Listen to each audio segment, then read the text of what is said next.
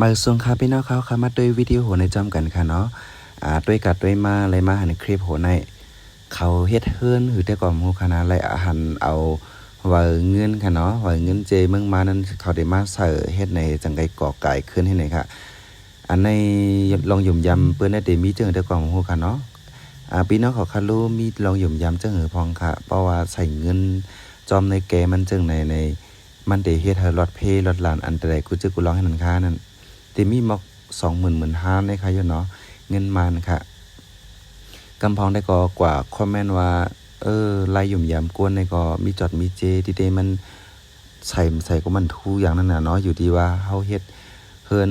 เฮาจะเครื่องไม่เครื่องมือมันจึงหือแลเดลีนั่นค่ะเนาะมันอยู่ที่ว่าที่เอาเงินใส่แลที่รถเพอำใจจึงนั้นนั่นค่ะเนาะนั้นก็เอาเงินถาปนาให้นั่นหาให้เลยนั่นเนาะ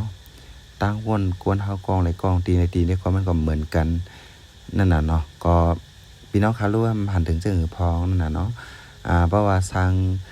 งวัดสร้างวาได้ก็ใกล้หันเปิ้นเอาเงินเอาค้ำเอาปีหูเอามุ่งค่อยเอาอีสังสิงอันแหวนเงินแหวนค้ำจะในกระถาปนานั่นได้ก็ยามหันอยู่เพื่อการเฮ็ดเสาเฮือนในเอาเงินเจในมาใส่ในแกให้เฮ็ดได้ก็พยายามหานั่นค่ะเนาะอันดีกวนกับคอมเมนต์ได้ก็ว่าเฮือนเนี่ยว่าเฮ็ดจังไหนในเมื่อไรเมื่ออิงสันนั้นก็ล้มเลี้ยงลงมาจังไกฮู้นำตอนมันเนี่ยนะคะเนาะนั่นก็ไข้รัดคือห้ามนั่นก็เอาไข้วัดได้หาได้ก็โหนะค่ะก็อันนั้นได้แล้วแต่สายตีเรียกว่าเองกับใครอยู่เนาะเพราะว่าใส่ลงกับกูรักกูเซาแต่เงินเนี่ยอันหลายปากก็อำบ่ใครเนาะของเปอบ่เฮ็ดเฮือนในเสาของโหลดนำค่ะรุ่นเนาะก็มาโหลดนั่นโหลดในว่าใส่เงินจอมได้เต็มคำอะไรใครอยู่เนาะพี่น้องเขารู้หันถึงจึงพองค่ะย่อก็บ่เฮ็ดเฮือนได้ก็ใกล้เลยหันอันยังก็เปิ้นได้ปกเสามือบนปกเสานั้นเปิ้นได้มัดเปิ้นได้ตั้งเพื่อนเห็นจ้าเนาะวันฟิงตรงใต้เฮาได้ก็มาซึ่งว่ามัดเสานั่นน่ะเนาะมือปกเสานั้นได้เป็นเสามังกลาในได้มี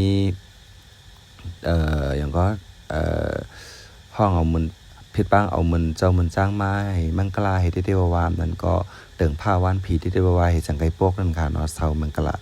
เสาอันตั้งนั่นค่ะนะมีอยู่จังนั้นก็ว่าเฮาเอาเงินให้มาเต็งใส่กันตีเนอร์พีระมิดนี่ได้ก็พยายามหันนี่ค่ะเนาะแล้วก็บางเฮือนก็ใกล้เลยหันเอามังเจเงินในค่ะนะตอกกึกตั้งหน้าพักตูเฮือนก็มีนั่นค่ะเนาะอันนี้ก็ลองยุ่มย้ำนั่นค่ะเนาะเฮ็ดให้อยู่ลีมีเงินจังนั้นค่ะกว่าตายยุ่มย้ำพอยุ่มก็ย้ำอันวางค่ะอยู่เนาะ